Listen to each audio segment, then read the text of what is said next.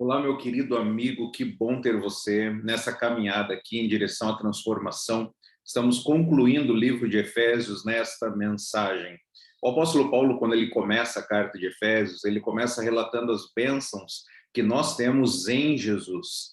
E aí, quando ele está chegando na metade da carta, no capítulo 4, ele fala acerca desse chamado que nós temos em Jesus para viver de forma digna do nosso Senhor, do nosso Mestre. E agora, caminhando para o final, o apóstolo Paulo ele relatou acerca de uma batalha, acerca de uma luta espiritual, e ele vai concluir esse assunto sobre batalha falando sobre bênçãos mais uma vez. Com isso, nós conseguimos entender qual é a mensagem do livro de Efésios. O apóstolo Paulo, então, ele deseja, né? Deus deixa o livro de Efésios para nós, para que nós possamos compreender que em Jesus nós já somos abençoados.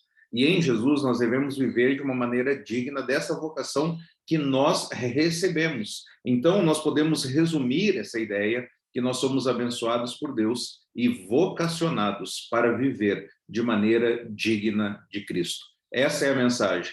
Esse é o recado de Deus para nós no livro de Efésios. Então nós chegando agora em Efésios capítulo 6, no versículo 18 a 20, lembre que ele está falando acerca de batalha espiritual. E o que ele vai nos ensinar aqui, que na batalha espiritual nós devemos orar. Nós devemos orar. Olha o versículo 18 até o versículo 20. Orem no Espírito, em todas as ocasiões, com toda oração e súplica.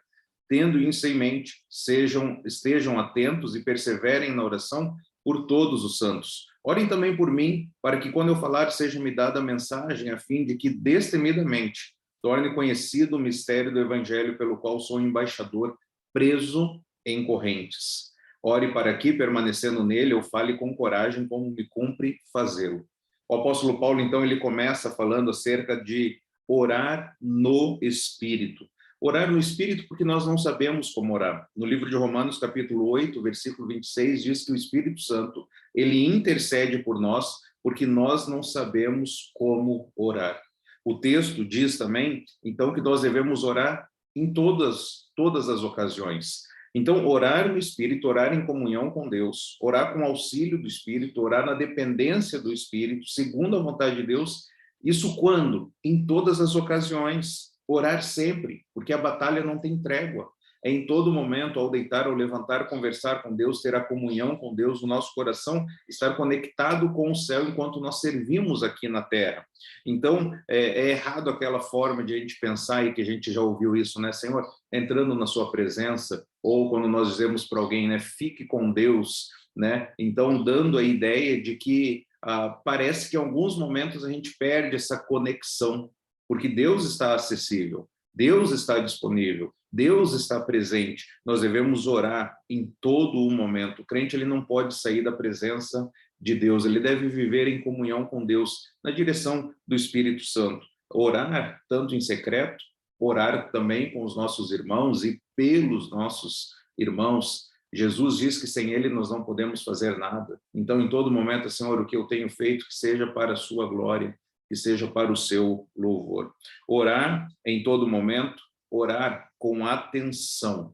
A ideia aqui é não dormir, né? A ideia aqui é ficar acordado, é sofrer de insônia, vigiar. É orar e vigiar para não entrarmos em tentação. Orar no Espírito, orar em todos os momentos, permanecer atentos e aí sejam persistentes em suas orações. Orar com persistência, perseverar. Enquanto estivermos aqui nessa terra é luta, enquanto estivermos nessa terra é batalha. Aqui não é o céu, estamos em direção do céu, temos experimentado bênçãos celestiais, mas estamos também numa batalha espiritual. A igreja primitiva orava com perseverança, eles se dedicavam à oração, e é isso que nós devemos fazer. E orar pelos nossos irmãos, é onde o apóstolo Paulo ele gasta a maior parte do tempo nesse assunto aqui, orações por todo o povo santo, e aí ele pede oração por ele também. Orar por todos os que estão em batalha, orar pelos nossos irmãos, para que vivam a vida numa perspectiva de Deus, vivam para a glória de Deus, sermos essa retaguarda dos nossos irmãos nas lutas que eles estão travando. Então, nós possamos interceder por eles, orar pelos missionários, orar por líderes, orar por aqueles que estão se afastando, orar por aqueles que estão frutificando, orar pelos nossos irmãos. No versículo 19 e 20, Paulo pede para que a igreja ore por ele. E interessante que ele está preso em correntes, ele diz, mas o pedido de oração dele não é por libertação. O pedido de oração do apóstolo Paulo é por pregação. Ele deseja pregar o evangelho. Ele deseja anunciar de forma corajosa esse anúncio dessa mensagem que ele recebeu. O foco não está nele. O foco está em Jesus e no seu reino. Por vezes, os nossos problemas, as nossas vontades, o nosso querer, os nossos desejos, podem tirar o foco do reino de Deus. E nós temos uma lição incrível aqui dada pelo apóstolo Paulo.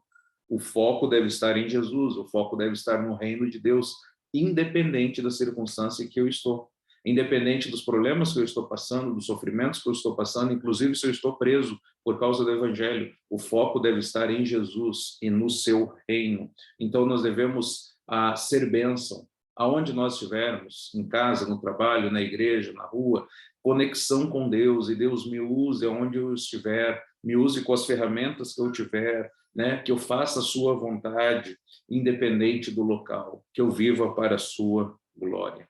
Então, na batalha espiritual, ore no Espírito, ore em todo momento, ore com atenção, ore com persistência e ore pelos irmãos. E aí, na batalha espiritual, além de orarmos, nós devemos também ser gratos. No versículo 21 diz, Tíquico lhes dará um relatório completo do que tenho feito e de como tenho passado.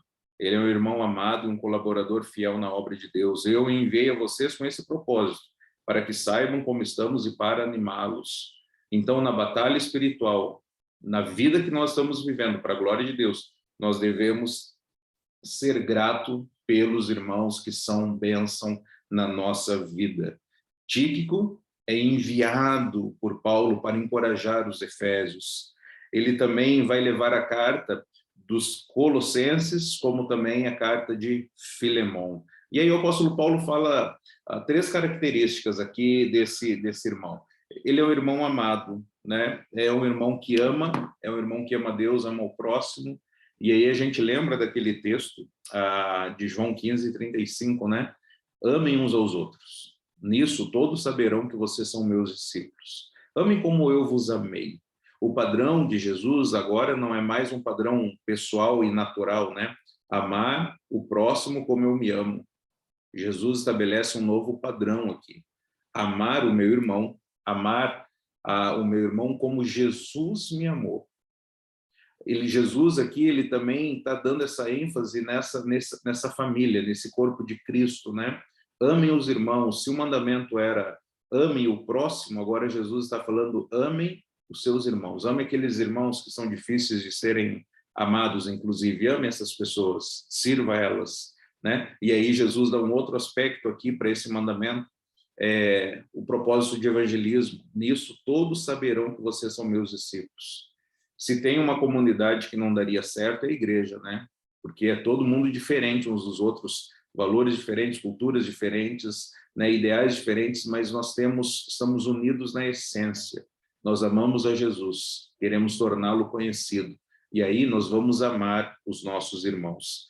Tíquico era um irmão amado. Por que ele era amado? Porque ele amava Deus e amava o próximo. Pessoas assim são amadas, pessoas assim são queridas, pessoas assim são estimadas, pessoas assim, nós queremos estar perto desses irmãos. Ele era um irmão amado, ele era um colaborador fiel na obra de Deus, que tinha compromisso, que fazia as coisas que lhe era atribuída.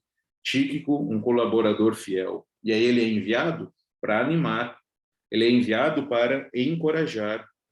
Por vezes, o ânimo não vem apenas com informações de vitória, né? O ânimo, ele vem com informações da verdade. Então, ele está carregando a palavra de Deus, que é verdade, para os seus irmãos na cidade de Éfeso, como também levaria para Colossos, como também levou para Filemon. Então, ele traz a verdade de Deus, e essa verdade encoraja, essa verdade transforma, essa verdade, ela muda as nossas vidas. Então, olha que interessante essas características de Tíquico, né? Irmão amado, colaborador fiel e enviado para animar. Eu fiquei pensando, talvez essas palavras aqui poderiam descrever Tíquico, inclusive até serem escritas na lápide dele, né? E eu fiquei pensando o que as pessoas escreverão na nossa lápide quando nós morrermos, depois que deixarmos esse mundo, né? Será que a gente vai deixar um legado de pessoas que se preocuparam consigo mesmo, ou pessoas como Tíquico, que amavam a Deus, amavam o próximo, estavam preocupados com o avanço da obra de Deus aqui nesse mundo, e eram pessoas que portavam a palavra de Deus, levavam a palavra de Deus, que a presença e a voz delas, as palavras delas, eram palavras que encorajavam. Então, na luta espiritual, seja grato por esses irmãos. Quem que é Tíquico na sua vida? Quem que é esse irmão que é uma bênção para você, né? Diga isso para ele. E além de nós orarmos, nós devemos reconhecer esses irmãos que são bênção, como também nós devemos não esperar receber das pessoas aquilo que só Deus pode dar. Olha que interessante. Não espere das pessoas aquilo que só Deus pode te dar. O texto, ele termina, o apóstolo Paulo termina a carta com essas palavras. A paz seja com vocês, irmãos, e que Deus, o Pai e o Senhor Jesus Cristo lhes deem amor e fidelidade. Que a graça de Deus esteja eternamente sobre todos os que amam nosso Senhor Jesus Cristo. Deus nos dá aquilo que as pessoas não podem nos oferecer. E o primeiro aspecto aqui é paz. Jesus disse, a minha paz vos dou, não vou-la dou como o mundo a dá. A paz de Jesus é diferente da paz do mundo. A paz de Jesus é diferente da paz que as pessoas podem nos ofertar. Jesus nos oferece amor, né? Um amor da parte de Deus, um amor que volta para Deus, um amor teocêntrico, não um amor egocêntrico, que é característica das pessoas nos últimos tempos, onde elas vão se preocupar só consigo mesmo, elas vão buscar apenas se amar, né? É algo voltado para si, mas o amor verdadeiro, o amor genuíno, o amor puro, é aquele amor que vem de Deus, é aquele amor que volta para Deus, e ele é em benefício das pessoas. Amor. Fé, o texto apresenta aqui a fidelidade, né, como um dom de Deus, como um presente que só ele pode nos dar, essa confiança que nós devemos ter nele, e graça, favor imerecido, algo que nós não merecemos. Não espere receber essas bênçãos das pessoas, elas não podem dar, elas não têm condições, elas não têm uma fonte para dar para você. Essas bênçãos vêm da fonte pura, verdadeira, que é Deus. Ele sim nos abençoa, ele sim nos dá essas bênçãos que nós tanto necessitamos. Então, querido amigo, eu fico muito feliz pela sua caminhada junto conosco aqui nessa mensagem, como também no final desse livro de Efésios. E aí nós precisamos relembrar por que Efésios foi deixado para nós? Para nos lembrar que nós somos abençoados por Deus e nós fomos chamados, nós fomos vocacionados para viver de maneira digna de Jesus. Jesus já venceu, o resultado já foi determinado, né, pela vitória de Jesus sobre o pecado, a vitória de Jesus sobre a morte. Mas a batalha continua aqui ainda nesse mundo. É uma guerra que não tem trégua, não existem pessoas neutras. Existe o exército de Deus e existe o exército de Satanás. Existe uma luta sendo travada, então nós devemos orar. Nós devemos orar, mas não apenas olhar para as dificuldades que a batalha traz, mas nós devemos também reconhecer as bênçãos que Deus tem nos dado durante a batalha. Pessoas que são instrumentos de Deus e aquelas bênçãos que só Deus pode derramar nos nossos corações. Nós não merecemos essas bênçãos, como também nós não merecemos o Deus das bênçãos. Por isso que Jesus, ele tomou lugar na cruz. Somos pecadores, Cristo substitui, ele vai até a cruz, ele derrama o seu sangue, e assim nós podemos nos achegar até esse Pai que é santo, que é justo, podemos nos achegar até a justiça e obter a justiça de Deus. Então não importa as circunstâncias, não importam as lutas, em Jesus nós somos abençoados e dessa forma vamos viver então de maneira digna de Cristo Jesus. Amém? Que Deus esteja te abençoando grandemente, te usando para a glória dele, para ser uma bênção enquanto aqui estivermos nessa terra. Que Deus te abençoe. Um grande abraço.